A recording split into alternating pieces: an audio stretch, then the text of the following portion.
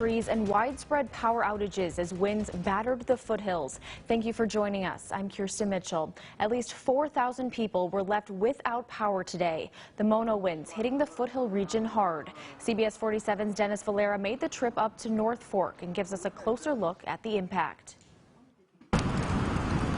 By the time we got to North Fork, people say the Mona winds calmed down, but the damage left behind still getting cleaned up. The property owner says this tree just missed his car. Sounded as if it was a hurricane. Angela Phillips lives in Cascadel Heights. She saw her tree go flying. We just saw it spiraling, the tree spiraling, and flung it right next to my neighbor's house. It was just so scary. The winds not only cut off the power at her home, but also at her work, gas and stuff. That meant the fridges weren't working, no Chester's chicken, no credit, debit, or food stamp transactions. They couldn't even give gas or propane. A lot of people up here in North Fork, they rely on propane, and we've had to turn folks away, because we can't, do the propane. So the one gal said she's pregnant. She said, "Oh my God, it's so cold in my house." The supermarket also had no power, but like gas and stuff, had their doors open for the public. Yeah, you got it, I will pay.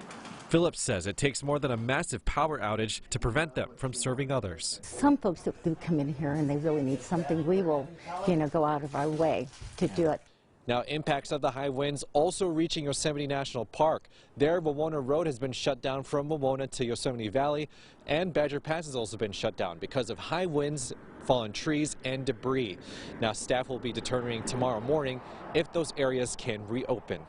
Here in North Fork, Dennis Valera, CBS 47 Eyewitness News.